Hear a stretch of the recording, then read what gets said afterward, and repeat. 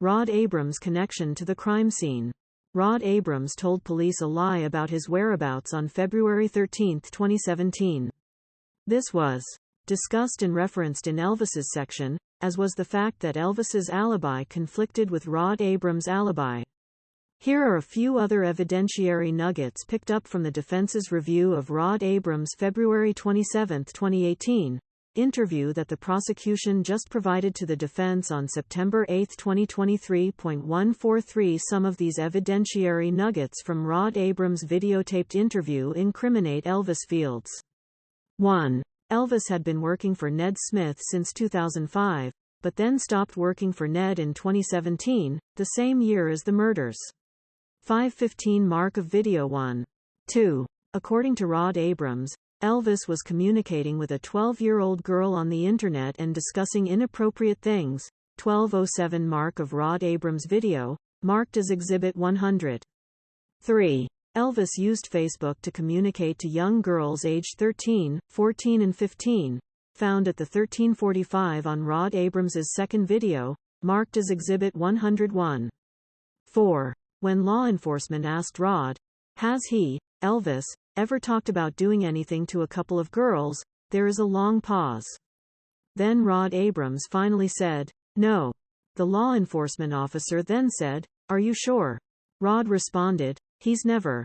I mean. He has. I mean." The law enforcement officer then says, "You kind of hesitated when I asked you that."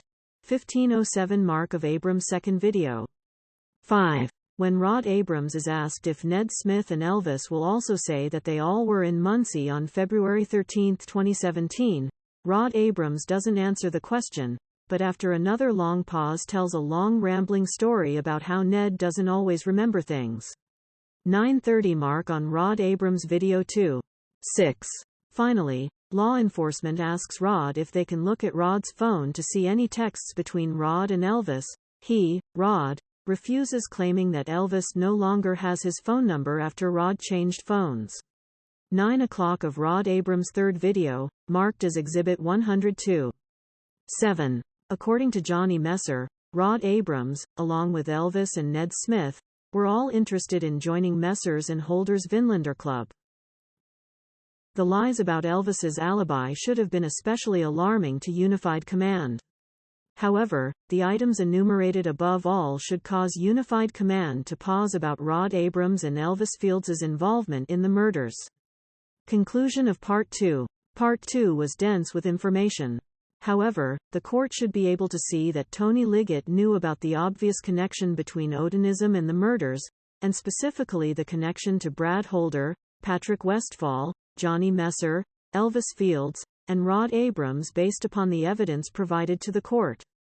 The fact that a mystery Purdue professor purportedly led the Unified Command off the scent of Odinites is preposterous. Additionally, according to Todd Click's affidavit, the FBI Cold Case Unit determined that Odinites were involved in the murders, but Unified Command did nothing to investigate the Odinites. Unified Command seemingly rebuffed the Rushville investigators, Ferenczi, Murphy and Click, who believed, based upon a large collection of evidence, that Holder, Westphal, Fields, Messer, and Abrams were all involved. Ligot's concealment of this Odinite information from Judge Diener was intentional or reckless or both. Medium build. Find attached and marked as Exhibit 103 the unredacted, facial identification reference sheet, filed as confidential, that contains the description that Betsy Blair provided to the sketch artist. Also, find attached a copy of the sketch that Taylor D. Bryant produced from Betsy Blair's description of the man she observed on the bridge, marked as Exhibit 104. This illustration is also called Sketch #2 inches, because it was released to the public second. Upon looking at the sketch, Betsy Blair told the sketch artist that the illustration was a 10 out of 10 inches for accuracy .144. The Unified Command did not release the Betsy Blair sketch to the public for over 2 years. Instead, they first released the Sarah Carbaugh sketch, also called Sketch #1 inch, because it was released to the public first. The Sarah Carbaugh sketch was illustrated by FBI sketch artist Plants from Detroit on June 19, 2017, and released to the public on July 17, 2017. 145 Who was the person that Sarah Carbaugh was describing in her sketch? According to Liot's affidavit, at approximately 3:57 p.m., Sarah Carbaugh observed a man walking westbound on County Road 300 North. Sarah Carbaugh was headed eastbound on County Road 300N, operating her motor vehicle while simultaneously observing this man walking on the road toward her on the opposite side of the road. This is the same man that Sarah Carbaugh described for the sketch artist on June 19, 2017. We will be discussing Sarah Carbaugh's description of that man later. Roughly 2 years later, in March 2019, Betsy Blair met with Tony Liot, frustrated that her sketch number 2, had not been released to the public. 146 Betsy was frustrated because sketch number 1, which had been released to the public almost 2 years before, did not match the man that she. Part 3. Liot concealed and falsified evidence in his affidavit for search warrant. The concealed and falsified evidence blows Liot's timeline apart, which explains why he concealed and falsified information. For Liot's timeline to work and to place Richard Allen on the Monon High Bridge at 2:13, the time of the famous Down the Hill video, Liot desperately needed Betsy Blair to describe a man on the Monon High Bridge that looked like Richard Allen, and perhaps more importantly needed Betsy Blair to describe a car that she observed parked at the CPS parking lot at approximately 2:15 p.m., as look like Richard Allen's black Ford Focus. Betsy Blair's description of the man she observed on the Monon High Bridge around 2 p.m. looked nothing like Richard Allen. Liot concealed this information from Judge Diener. Betsy Blair's description of the vehicle she observed at the CPS parking lot looked nothing like a black Ford Focus. Liot also concealed this information from Judge Diener.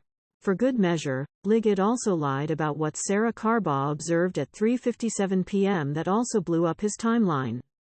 Betsy Blair's first description of the man she saw on the bridge was memorialized in sketch number 2, illustrated on February 17, 2017, 3 days after the girls were found, but not released to the public until April 22, 2019, following Superintendent Doug Carter's press conference.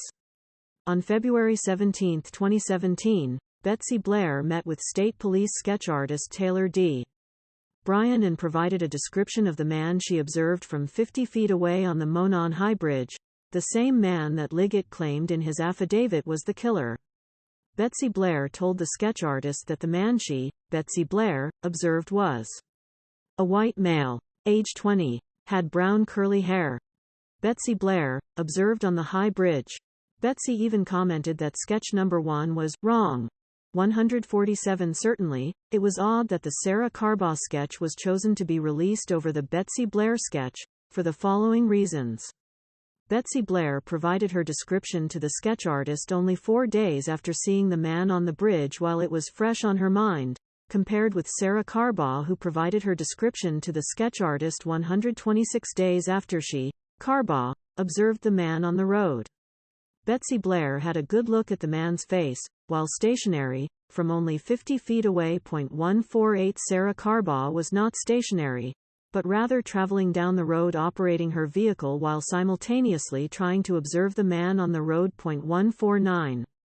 During her March 7, 2017, interview, Betsy Blair was talking with 2 members of Unified Command, Kevin Hammond and Tony Liot. At this interview, Betsy Blair told Liot, face-to-face, that the man she, Betsy Blair, observed on the High Bridge fit the following description. The man was slender and youthful-looking. He was more boyish-looking.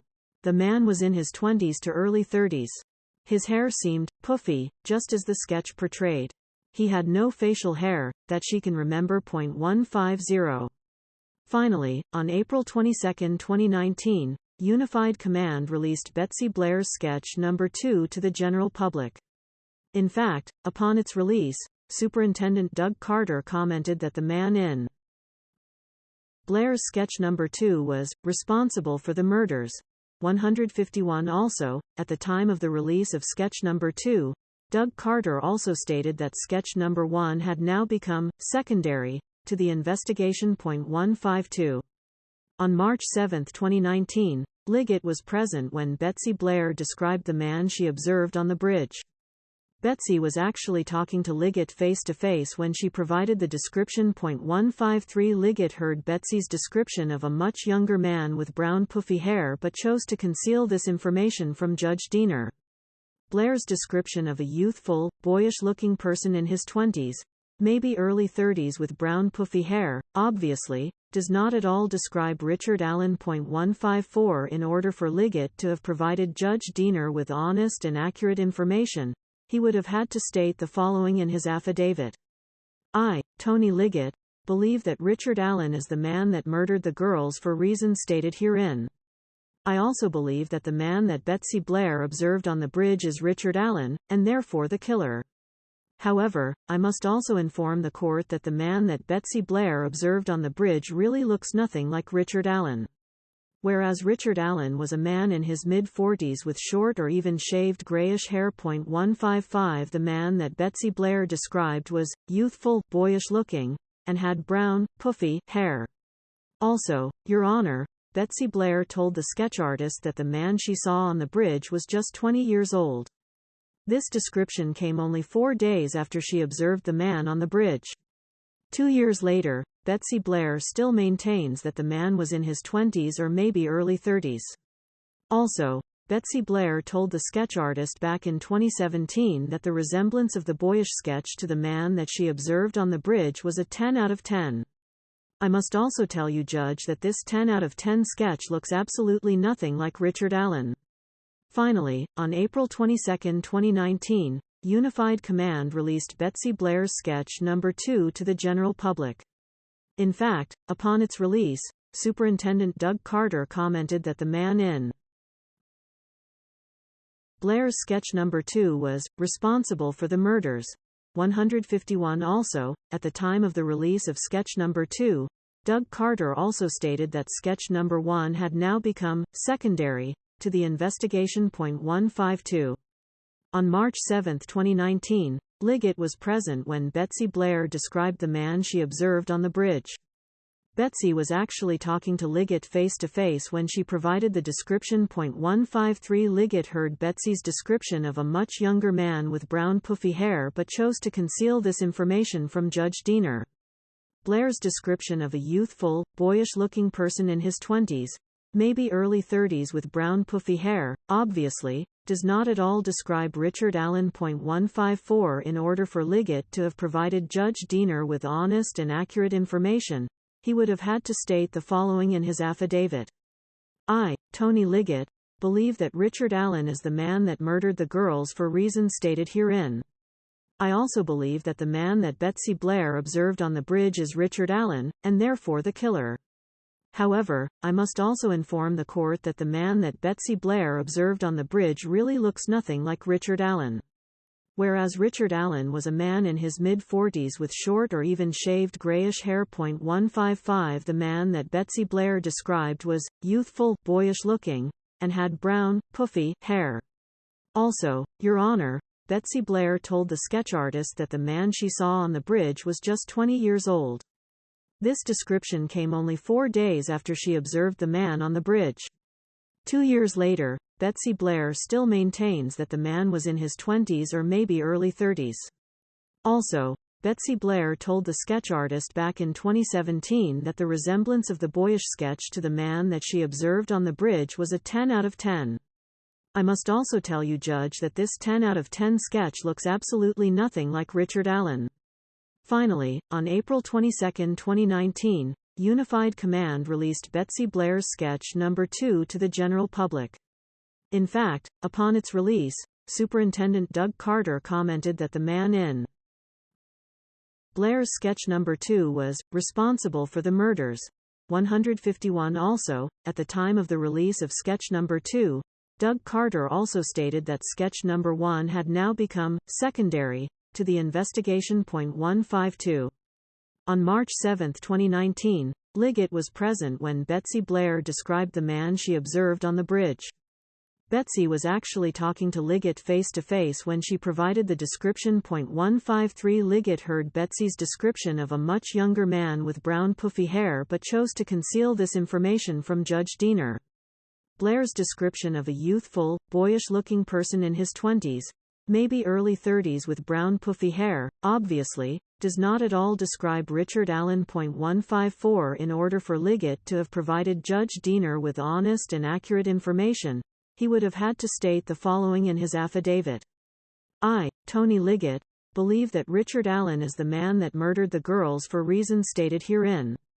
I also believe that the man that Betsy Blair observed on the bridge is Richard Allen, and therefore the killer. However, I must also inform the court that the man that Betsy Blair observed on the bridge really looks nothing like Richard Allen. Whereas Richard Allen was a man in his mid-40s with short or even shaved grayish hair. 155 The man that Betsy Blair described was youthful, boyish-looking, and had brown, puffy hair. Also, Your Honor, Betsy Blair told the sketch artist that the man she saw on the bridge was just 20 years old.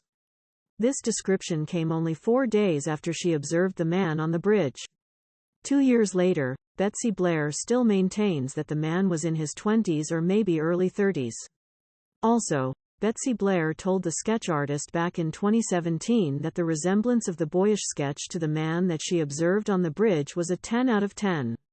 I must also tell you, Judge, that this 10 out of 10 sketch looks absolutely nothing like Richard Allen. Liot had a legal obligation to inform Judge Diener of the vast differences between Betsy Blair's description of the man she observed on the bridge, and Richard Allen. He did not. That fact alone should be sufficient to merit tossing the warrant and suppressing the fruits of an illegal search. However, there is more.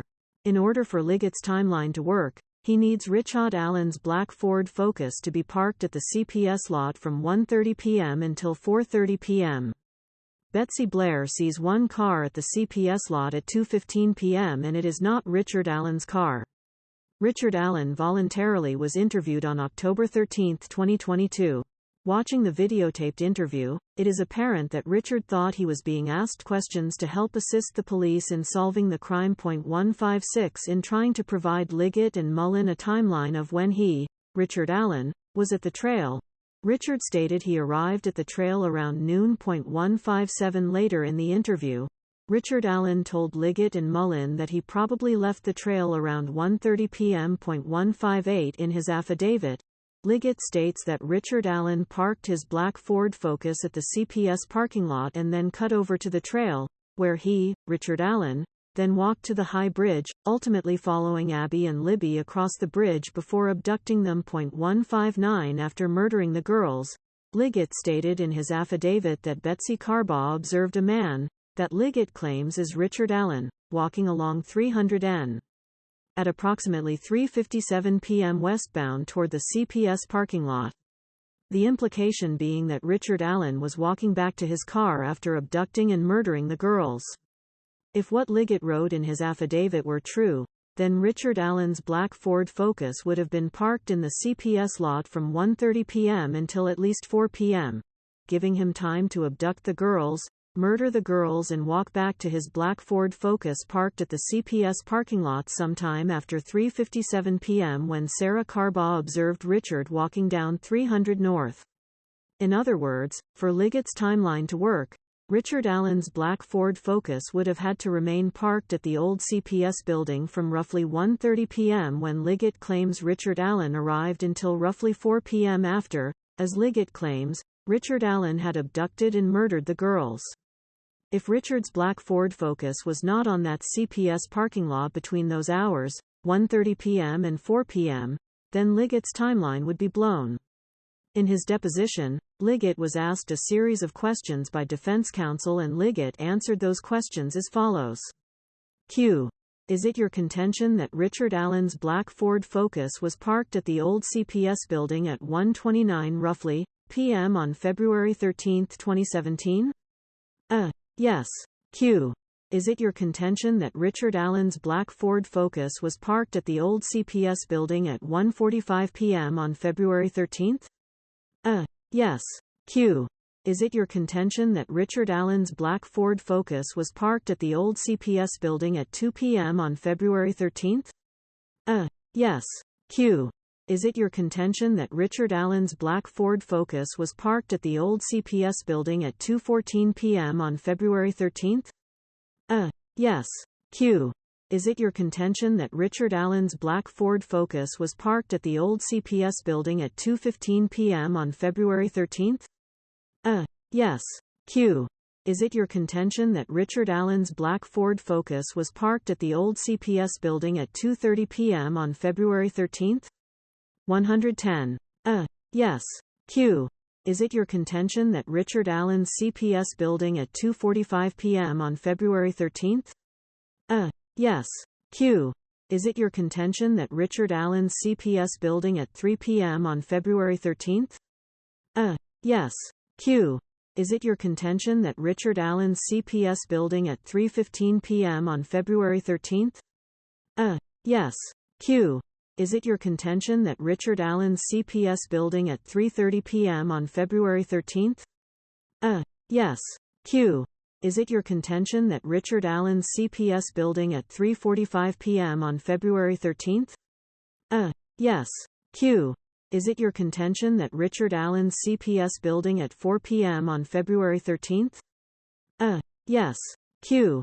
Is it your contention that Richard Allen's CPS building at 4:30 p.m. on February 13? A. Number.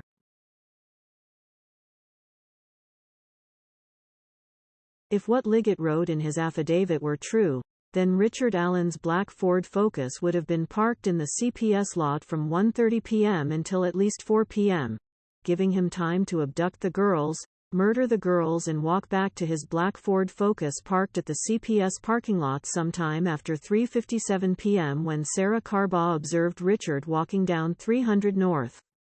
In other words, for Liot's timeline to work, Richard Allen's black Ford Focus would have had to remain parked at the old CPS building from roughly 1:30 p.m. when Liot claims Richard Allen arrived until roughly 4 p.m. after, as Liot claims, Richard Allen had abducted and murdered the girls. If Richard's black Ford Focus was not on that CPS parking lot between those hours, 1:30 p.m. and 4 p.m., then Liot's timeline would be blown. In his deposition, Liot was asked a series of questions by defense counsel and Liot answered those questions as follows. Q.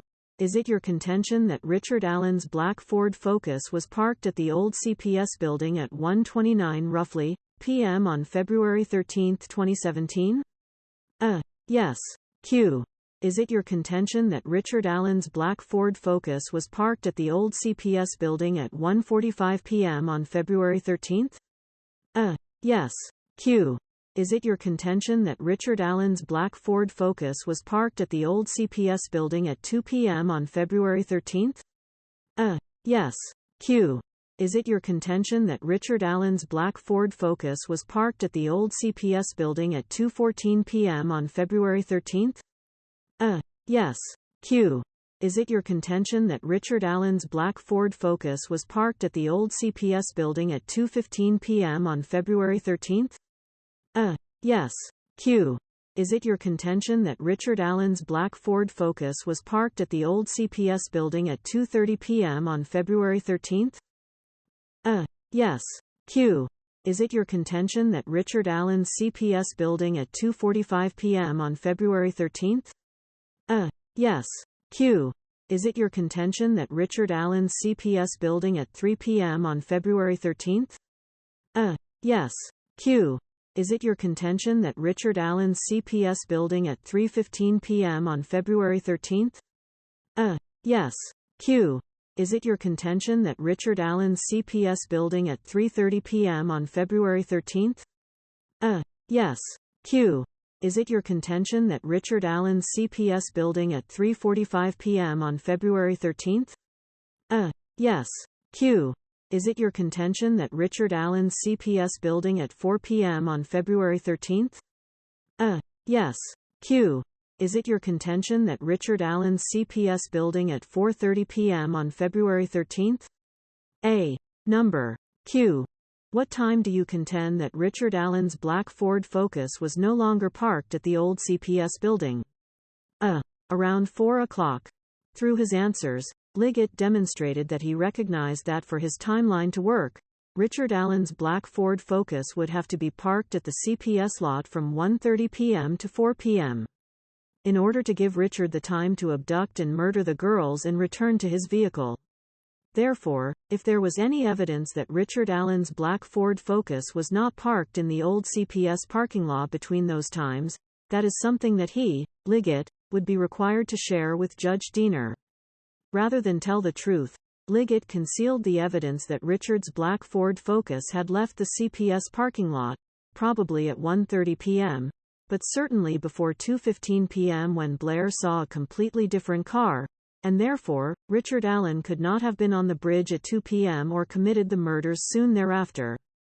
For starters, as noted earlier, in his interview with Liot and Mullen, Richard Allen stated that he, Richard Allen, arrived at the trails around noon and left around 1:30 p.m. Liot failed to inform Judge Diener that Richard Allen stated he had left the trails at 1:30. He should have, especially if there were evidence that a different vehicle was parked at the old CPS lot after 1:30 p.m. but before 4 p.m., which would then support Richard Allen's statement that he, Richard Allen, left the CPS building around 1:30 p.m. So, the next question to ask is, did anyone see a vehicle parked at the old CPS building between 1:30 p.m. and 4 p.m. that did not resemble Richard Allen's black Ford Focus, thus supporting the timeline that Richard Allen provided to Liot, but which Liot concealed from Judge Diener? The answer is yes, Betsy Blair. When Betsy Blair arrived at the trail at roughly 1:46 p.m., Betsy Blair had parked her vehicle in a different location that the defense calls the Mears parking lot. When she left the Monon Trail and pulled out of the Mears parking lot, Betsy Blair headed west on 300 North in her car and was spotted on the Hoosier Harvest Store camera heading toward the old CPS lot at 2:14 p.m. The old CPS lot is only a 36-second drive from the Hoosier Harvest Store camera. 161 giving Betsy Blair a full minute to drive from the Hoosier Harvest Store to the old CPS lot would mean that Betsy Blair would pass the old CPS lot at around 2:15 p.m. Remember, that Liot has admitted under oath that at 2:15 p.m., Richard Allen's black Ford Focus would be parked at the CPS building while he, Richard Allen, was abducting and murdering the girls. However, at 2:15 p.m. when Betsy Blair passed the old CPS building, Betsy Blair did not see a black Ford Focus parked at the old CPS lot. The car that Betsy Blair observed as she passed the old CPS building at 2:15 p.m. looked nothing like a black Ford Focus. According to Liot's own report, Betsy Blair observed one car parked in the CPS lot at 2:15, and that car resembled a 1965 Ford Comet 162 that her father once owned. 163 The shape had sharper angles. 164 Again, to whom did Betsy Blair provide this description of a 1965 Ford Comet looking, angular in appearance vehicle? None other than Liot himself. 165 Liot was fully aware that the car that Betsy Blair described as being backed into a spot at the old CPS building looked nothing like Richard Allen's black Ford Focus, but Liot concealed that information from Judge Diener. It should also be noted, that if Richard Allen left at 1:30 p.m., then the person that Betsy Blair observed on the high bridge at roughly 2 p.m. was not Richard Allen. This would explain why the person that Betsy Blair observed on the high bridge looked nothing like Richard Allen, because it wasn't Richard Allen. It was a 20-year-old kid with brown puffy hair. Concealing Betsy Blair's description of the vehicle at the old CPS building from Judge Diener may have temporarily plugged a hole in the dam of Liot's problematic timeline when Diener reviewed the affidavit on October 13, 2022. But Liot's concealment has now been exposed. And it gets even worse. When asked to describe the color of the car that resembles a 1965 Ford Comet, Betsy Blair actually told Liot that the car she saw was not black. 166 That is right. Liot heard from the mouth of Betsy Blair that the 1965 Ford Comet-looking vehicle was not even black, which is the color that Liot needed the vehicle to be in order to fit the description of Richard's black Ford Focus as described in Liot's affidavit. Because of Betsy's description of the car she viewed at the old CPS building, evidence supports that Richard Allen left at 1:30 p.m., as he told Liot, at some point in time after Richard left the old CPS lot. An older, angular-looking car that resembled a 1965 Comet and was not black arrived at the old CPS building. Then, the driver of this 1965 Ford Comet-looking, angular, non-black vehicle backed into the CPS parking lot. At roughly 2:15 p.m. when returning home, Betsy Blair observed this car that reminded her of a car her dad had growing up. All of this adds up to this fact. Evidence concealed by Liot supports that Richard Allen was not at the crime scene, as he had already left at 1:30 p.m. and was already home by the time that Betsy Blair observed the 1965 Ford Comet-looking, non-black vehicle at the CPS parking lot. And Liot knew it. Again, because of Betsy Blair's description of the vehicle she observed at the old CPS building, evidence supports that Richard Allen was also home by the time that Betsy Blair saw the 20-year-old with brown puffy hair on the bridge. Which, again, explains why the person on the bridge looks nothing like Richard Allen, because it wasn't Richard Allen. This is simply outrageous and abusive behavior on the part of Liot. Abusive in that Liot used his power as a law enforcement officer to conceal evidence to secure a search warrant. 26 days before an election in which he was running for sheriff. And at the brunt end of Liot's abusive behavior is Richard Allen, who has been sitting and suffering in hell for over 10 months. Liot doesn't even have the excuse that Betsy Blair provided the description to a different detective and therefore, he, Liot, could not have known of Blair's distinguishing description, making it a simple administrative snafu that fell through the cracks. No. Liot heard the description straight from the mouth of Betsy Blair yet chose to conceal this timeline, destroying evidence from Judge Diener. If Judge Diener had known that evidence showed that Richard Allen was home by the time that the girls were abducted at 2:13 p.m., Diener would never have signed the search warrant. But that's not all. It gets even worse. Liot flat out lied when he told Judge Diener that in 2017 Sarah Carbaugh described a man as wearing muddy and bloody clothing and was also wearing a blue jacket. For Liot's timeline to work, not only did he, Liot, need for Richard Allen's black Ford Focus to be parked at the old CPS lot between 1:30 p.m. and 4 p.m., but he also needed Sarah Carbaugh's statement concerning the man she claimed she saw walking westbound on 300 North at 3:57 to match Betsy Blair's description of a man wearing a blue jacket. It would also help if the man had blood on his clothing to further tie him into the murder. In his affidavit, Liot wrote the following. An interview was done of Sarah Carbaugh in 2017. She states that she was traveling east on 300 North and observed a male subject walking west, on the north side of 300 North, away less than 6 greater than Monon High Bridge. She stated that he was wearing a blue-colored jacket and blue jeans and was muddy and bloody. She further stated that it appeared that he had gotten in a fight. Investigators determined from the video that she was on 300 North at 1,557 hours. The blue jacket described by Sarah Carbaugh would need to match the color of the jacket described by Betsy Blair to help with Liot's timeline. Again, the blood on the clothing would be an added bonus in that it would tie the man that Sarah Carbaugh observed in with the murders and therefore assist Judge Diener in making the decision to sign the warrant. The problem is that in 2017, Sarah Carbaugh told Liot to his face that the man she observed walking west on 300 North was wearing a tan-colored coat, a lighter-colored coat, not a blue jacket. 167 This is a problem because the color of this man's coat did not match the coat of the 20-year-old boyish-looking man with the puffy brown hair that Betsy Blair observed on the High Bridge around 2 p.m. According to Liot, both of these men were Richard Allen. 168 Another way to put that is that Liot has asserted that sketch number 1 and sketch number 2 are the exact same man. Richard Allen. 169 Carbaugh saw a man walking on 300 North wearing a jacket. Liot needed the color of that jacket to match the color of the jacket worn by the man Betsy Blair had observed on the High Bridge at 2 p.m. because Liot is claiming that both men are the same man, Richard Allen. The problem was that Carbaugh did not observe the man walking down 300 North wearing a blue jacket. She observed a tan jacket. This meant that Sarah Carbaugh and Betsy Blair observed two different men. This created a problem for Ligot's timeline, so instead of being honest, Liot chose to represent to Judge Diener that Carbaugh observed a man wearing a blue jacket, when in her 2017 interview, Carbaugh said it was tan.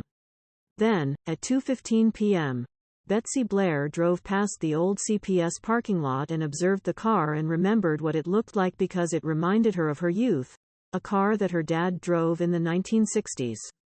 Because Richard Allen had left the CPS parking lot at or before 1:30 p.m., it certainly explains why the man that Betsy Blair observed at the High Bridge at 2 p.m. was a boyish and youthful-looking 20 to 30-year-old man with puffy brown hair that looked nothing like Richard Allen, because it wasn't Richard Allen, as Richard Allen had left for home a half hour earlier.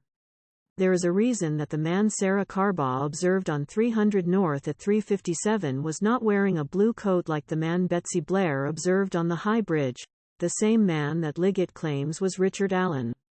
It's because the man that Sarah Carbaugh observed on 300 North at 3:57 p.m. wasn't the same man that Betsy Blair saw on the bridge at 2 p.m. It was a completely different man that had mud, not blood, on his clothing. Betsy Blair saw one man, perhaps the same man that Rayleigh Voorhees, Bree Wilbur and Anna Spath saw on the trail. Sarah Carbaugh observed a completely different man.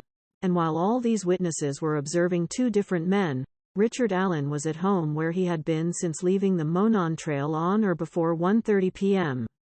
That is the difference the concealed and falsified evidence would have made for Judge Diener. 118. Part 4. Odinites in Westville. After his arrest, Richard Allen was forced to be housed in Westville Correctional Facility based upon a safekeeping order. On April 3, 2023, two of the transport guards walking Richard to and from his visit prominently displayed multiple patches on their Department of Corrections Form 170. The top patch, "In Odin We Trust," was displayed under their embroidered name tags on the right side of their Department of Corrections, hereinafter, DOC, uniform shirt. On the left side of their DOC uniform shirts were two patches. The lower of the two patches consisted of a partial American flag in interlocking triangles. The interlocking triangles is a common symbol for those involved in the pagan Odinite religion. 171 Above this American flag, interlocking triangle patch was a patch that proclaimed, "I hate people." Below are images of those patches.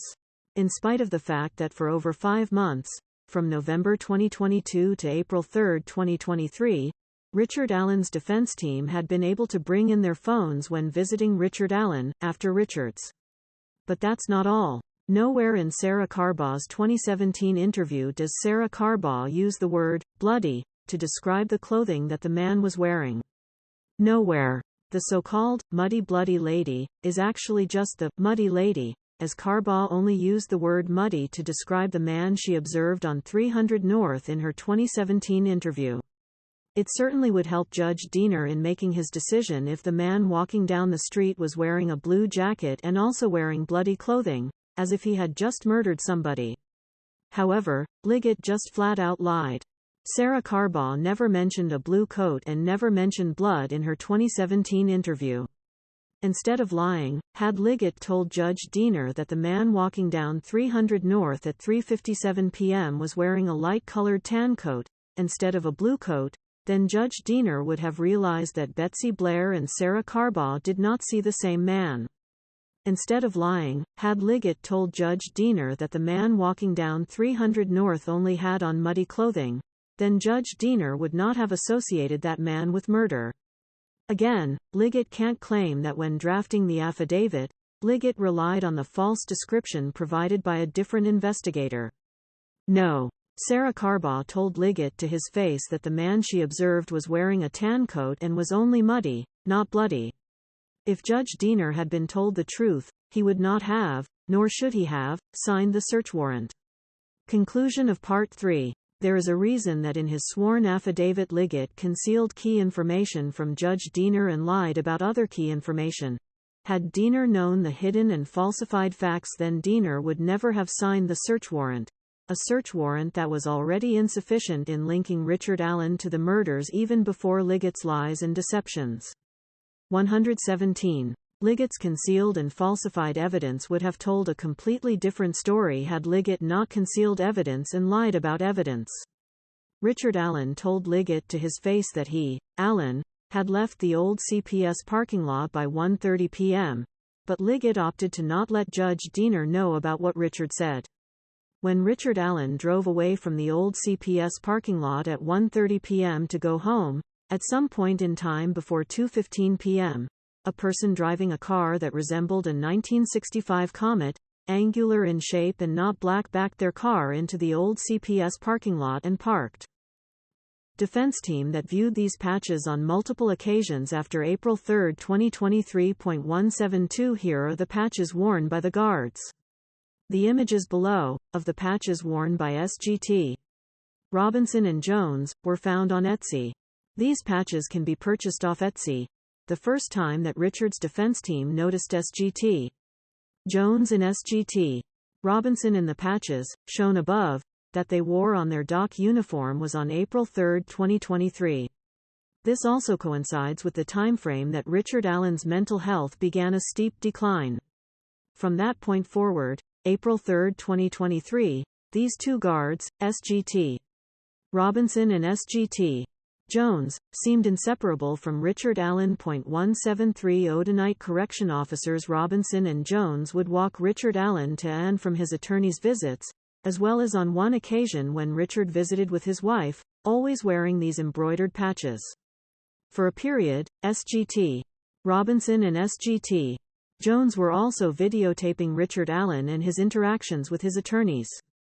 This ended only upon complaint by Richard's attorneys after several visits. Additionally, SGT. Robinson and SGT.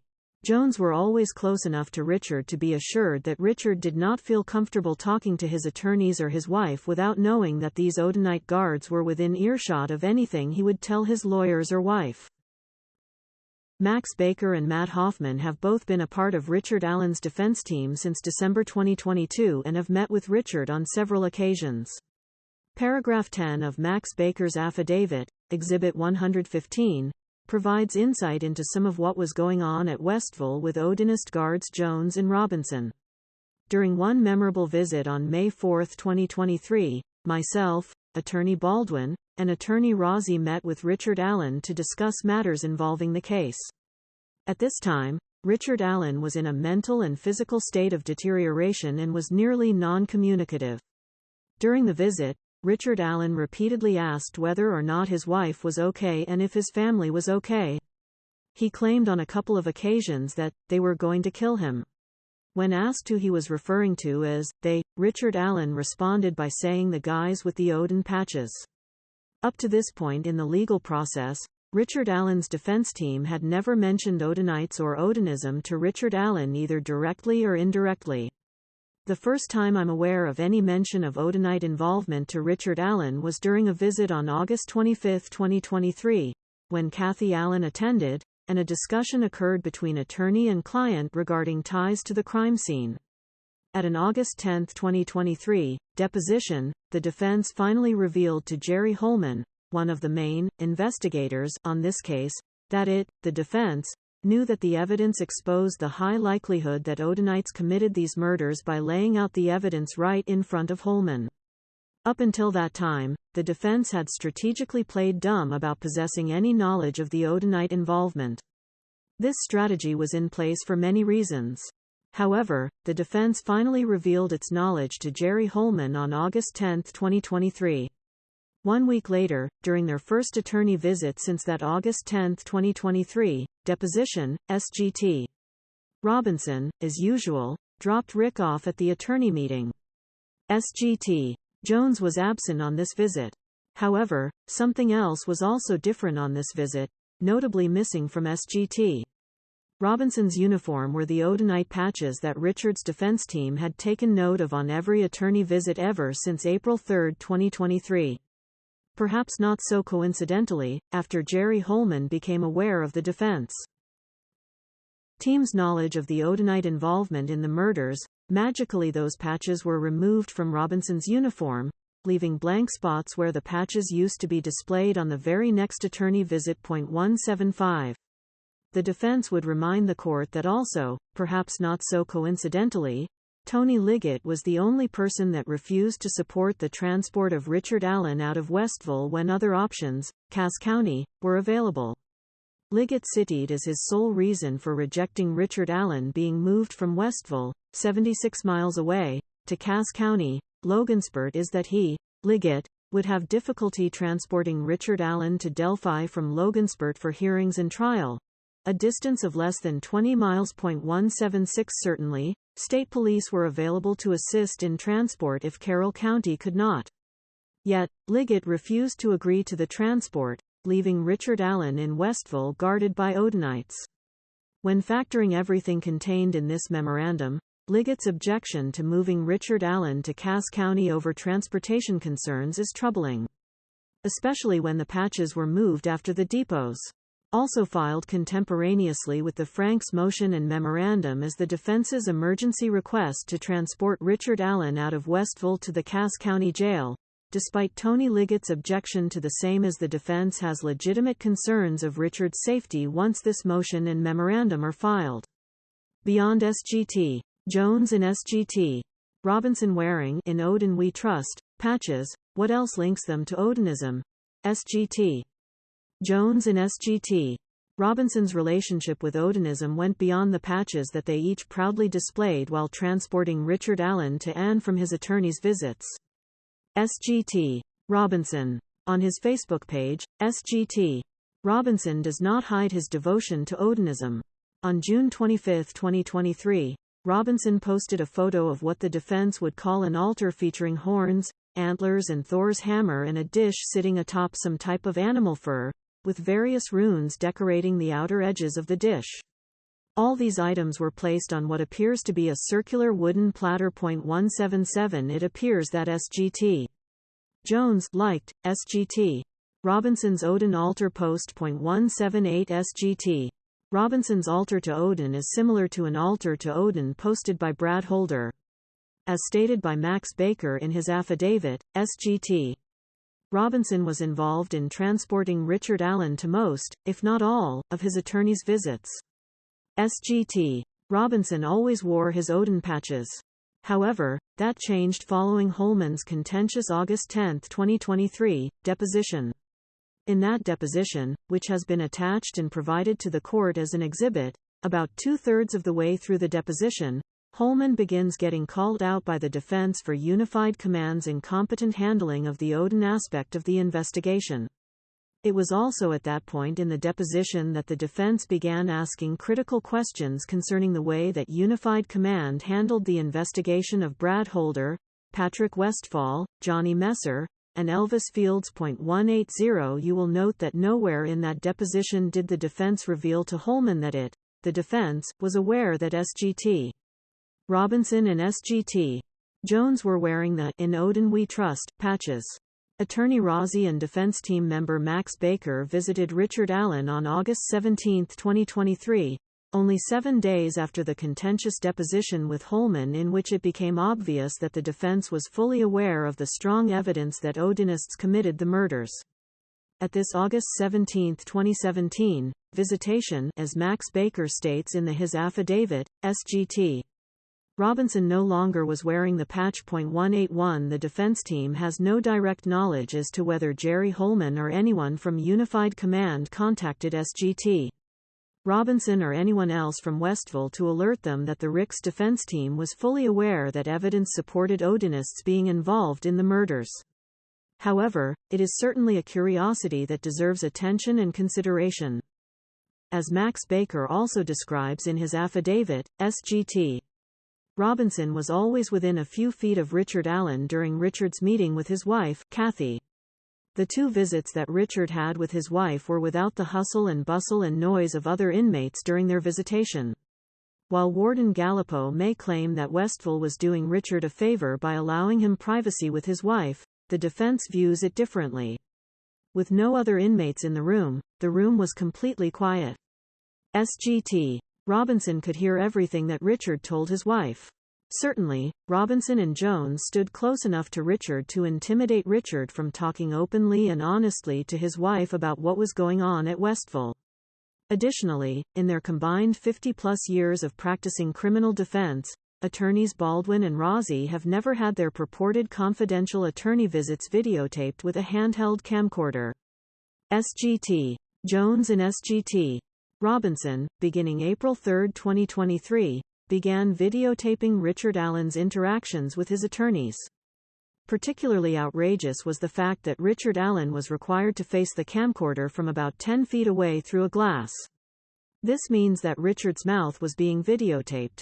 This means that Richard was not able to talk freely to his attorneys and say things like, "They are stating that if I don't tell my wife that I am guilty, then they said they are going to harm my wife." If Richard were to say anything like that, it would be on video. Remember, Richard Allen continuously asked his defense team if his, Richard's, wife was okay, and if his family was okay. 182. The defense has obtained video from the prison. One of the videos that we obtained show the aftermath of something that happened to Richard Allen. Find attached a still shot of Richard Allen taken from a video that Westville produced. The defense does not have the exact date, but the video indicates that the video was taken between May 26 and May 30. The still shot is attached to this memorandum and filed as Exhibit 121. The defense is not sure exactly what happened to Richard Allen that caused him to look the way depicted in the still shot. Whether it was self-harm or something else, the fact that Richard is being watched by Odinites and the evidence strongly supports Odinite involvement in the murders causes great concern for the defense in terms of Rick's safety. Additionally, in Matt Hoffman's affidavit, you will find that at the last hearing on June 15, 2023, SGT. Jones. SGT. Jones's Facebook posts reveal his ties to Odinism. Find attached an image taken from SGT. Jones's Facebook page, marked as Exhibit 122. As you can see, the interlocking triangles that appear on SGT. Jones's patch also appear in this photo. You will also notice a rune in the lower left-hand corner of the photo. It is hard to see because it is in black. Also remember that SGT. Jones liked SGT. Robinson's altar to Odin. The defense would request the court to review Max Baker's affidavit to learn of SGT. Jones's involvement in guarding Richard Allen. It is nearly identical to SGT. Robinson's involvement. Conclusion of Part 4. They don't teach you in law school what to do when your client, who is accused of murder, is being guarded by members of a religious cult whose members, evidence strongly supports, were the actual murderers. 183 Yet, that is where we are. At some point in time, coincidences cease to be coincidences. The fact that Liot did not want Richard Allen to be removed from Westville purportedly over transportation issues is curious. The fact that Odinites are guarding Richard is very concerning, or at the very least curious considering the evidence discussed in this memorandum. The fact that SGT. Robinson stopped wearing his "In Odin We Trust" patches within days of Jerry Holman and the Unified Command learning that the defense was fully aware of the evidence linking Odinists to the crime scene and that the Unified Command had avoided investigating Odinists is curious. Let's run through this list one by one. 1. Richard Allen was on the trails between 1:30 and 3:30. The single, solitary source for this information is Dan Doolin from the Department of Natural Resources, DNR. Therefore, in order to confidently trust that Richard Allen actually said that he was on the trail between 1:30 and 3:30, as stated in Liot's affidavit, Dan Doolin's work product would also have to be trusted. Words matter when talking to someone. For example, if the exchange between Dan Doolin and Richard Allen was this: "Richard, we think the girls were abducted between 1:30 and 3:30. Were you on the trail at any point in time between 1:30 and 3:30 p.m. on February 17? And Richard answered, yes, that does not mean that Richard Allen was actually on the trail the entire time between 1:30 p.m. and 3:30 p.m. However, Doolin could memorialize that exchange as Richard claiming he was on the trail the entire 2-hour time span. If so, Doolin's report would be inaccurate. Therefore, Doolin's accuracy in writing reports may need to be considered and scrutinized. The defense does not have to go very far in scrutinizing Doolin's accuracy in report writing. It can start with the report Doolin wrote about his interaction with Richard Allen. The conversation between Richard Allen and Dan Doolin came about when Richard Allen called the tip line to provide the limited information that he, Richard, may have had from his time on the trail that day. Doolin and Richard met at a grocery store in Delphi. At the conclusion of Doolin's interview with Richard Allen, he, Doolin, prepared his report. However, Doolin screwed up the most basic of tasks, getting the name right. Again, the court must determine whether Liot acted intentionally or recklessly when he omitted, or lied, about information when he, Liot, drafted the affidavit for search warrant. The defense would ask the court to consider that Liot objecting to Richard Allen's transfer to Cass County over transportation issues as evidence of intentionality in that Liot wanted Allen to remain in Westville, guarded by SGT Robinson and SGT Jones and any other Odinite that the defense of whom the defense has not learned works at Westville. Part 5 Richard Allen has no ties to Odinism or any religious cult and has no ties to the crime scene.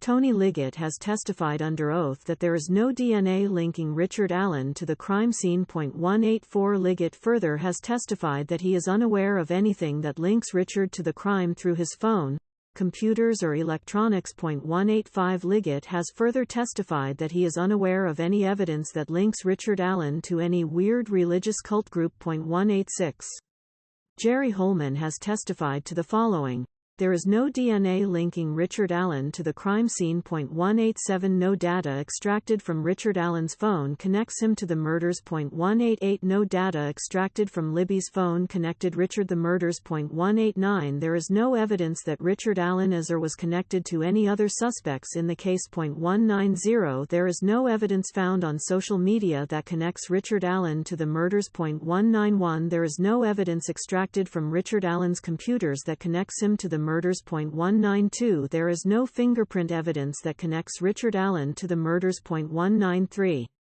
This section is very short, because there is simply no evidence linking Richard Allen to the murders. However, in his affidavit for search warrant, Liot attempted to drum up as much connectivity as he could muster between Richard Allen and the murders to convince Judge Diener that it was more likely than not that evidence of the murders would be found in Richard Allen's house and vehicles. Here, essentially, is what Liot swore and affirmed linked Richard Allen to the crime. 1. Richard was on the trail sometime between 1:30 and 3:30. 2. Richard owns a blue coat. 3. Richard owns guns. 4. Richard owned knives. 5. Liot's claim, while withholding key evidence, that a black Ford Focus was parked at the CPS building between 1:30 p.m. and 4 p.m. 6. Liot's claim, while withholding key evidence, that Betsy Blair observed a man on a bridge that Doolin was so sloppy in drafting this report that he put Richard Allen's name into the system as Rick Allen Whiteman. 194 before being forced to sell their house and move away from the community that they loved because of the horrific allegations that Rick brutally murdered two young girls. Rick Allen and his wife, Kathy, lived for many years on Whiteman Drive. This is probably the source of Doolin's mistake. Find Exhibit 123, Doolin's unclassified, FOUO report, affiliated with DIN C00074, which shows DNR officer Dan Doolin identifying Richard Allen as Rick Allen Whiteman in the system.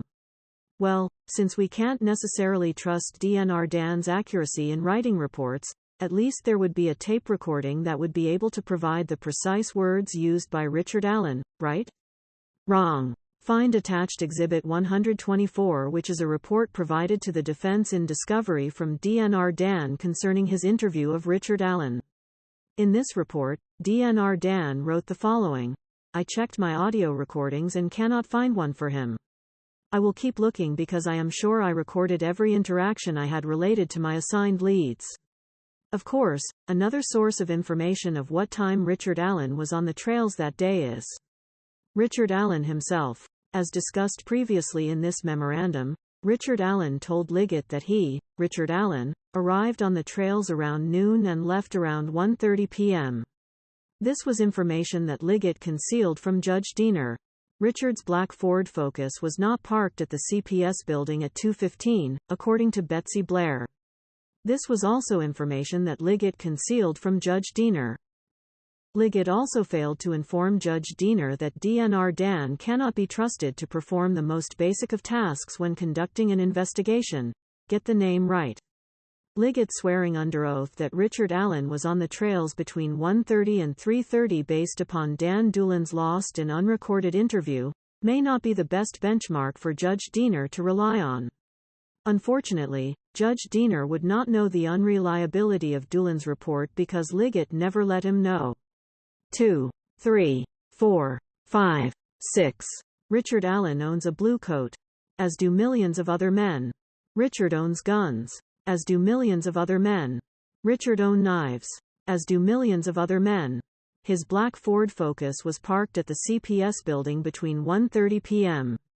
and 4 o'clock p.m. As the court knows by now, at 2:15 p.m., Betsy Blair observed a vehicle parked at the old CPS lot that resembled a 1965 non-black Comet with an angular design. This was not Richard Allen's vehicle. More importantly, Tony Liot concealed this fact from Judge Diener. Betsy Blair observed a man on a bridge that Liot claimed was Richard Allen. As the court knows by now, the man that Betsy Blair observed on the bridge was a 20-year-old kid with brown, puffy hair that did not resemble Rick Allen. This is not surprising considering that Rick Allen left the Monon Trail at 1:30 and therefore was not on the high bridge when Betsy Blair observed the 20-year-old kid. Rick's black Ford Focus was not on the CPS lot at 2:15, which is further evidence that Rick Allen was not on that bridge as he had already left the trails. Again, Liot concealed that Betsy Blair identified a young man on the bridge and not Rick Allen. Sarah Carbaugh observed a man walking down the road that Liot claims, 1, was Richard Allen and also, 2, the same man that Betsy Blair viewed on the high bridge. 7. 133. As the court knows by now, Sarah Carbaugh observed a man wearing a tan coat and muddy pants. This man does not meet the description of the man that Betsy Blair observed on the bridge, which, according to Liot, is the same man that Carbaugh observed on 300N. And because Richard Allen's black Ford Focus was not at the CPS lot at 2:15 p.m. when Betsy Blair passed by and saw a 1965 Comet-looking car at the CPS lot, Richard Allen could not have been the man walking down 300 North. Liot lied to Judge Diener when he, Liot, claimed that in 2017 Sarah Carbaugh observed a man with a blue coat and muddy and bloody clothing. Conclusion of Part 5. Richard Allen is not connected to these horrific murders in any way. Liot attempted to convince Judge Diener that evidence of the murders would be found in Rick's home over 5 years after the girls were slain based upon the 7 enumerated reasons identified above. If Liot had been honest, then Judge Diener would not have signed the warrant. Liot wasn't honest though. Richard's lack of any connection whatsoever to the crime scene combined with Liot's lies and concealment's merit of Frank's hearing. Conclusion of the memorandum. To prevail on its request for the court to set this matter for a Frank's hearing, the defense must make a substantial preliminary showing that omitted or false statements were made knowingly or intentionally or with reckless disregard. If the trial court concludes that omitted facts or false statements were necessary for the finding of probable cause, the trial court should set a hearing on defendant's request. Franks v. Delaware, 438 U.S. 154, 98 S. Court. 2674, 2676, 57 L. Ed. 2nd 668, 1978. Indiana's Girth Court actually provided a simple way to assess whether a Frank's hearing is justified. Is the concealed and false information contained in the brief the type of information that any reasonable person would have known? Was the kind of thing the judge would wish to know? Girth v. State, 51 NE 3D, 368, 375, Eind. Court App.2016, quoting Wilson v. Russo, 212 F 3D 781, 788, 3rd CIR. 2000. Also, State v. Vance, 119 NE 3D 626, 632, Ind. Court of App. 2019. The defense provided a very long and detailed analysis of the facts because the court must determine whether evidence exists that Liot acted intentionally or that Liot acted with reckless disregard. The defense believes that the very long and detailed analysis of the facts was necessary to provide a very strong foundation from which this court could conclude that Liot acted intentionally or with reckless disregard. Or more simply put, the very detailed analysis of the facts allows the court to conclude that, yes, the omitted information and false information identified in the memorandum as the type of information that Judge Diener would have wanted to know before signing the warrant. Wherefore, Richard Allen, by and through his attorneys Andrew J.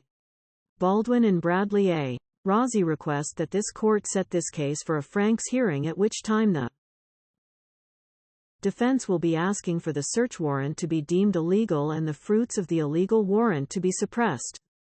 Respectfully submitted. Andrew J. Baldwin, attorney for Richard Allen. Bradley A. Rozzi, attorney for Richard Allen.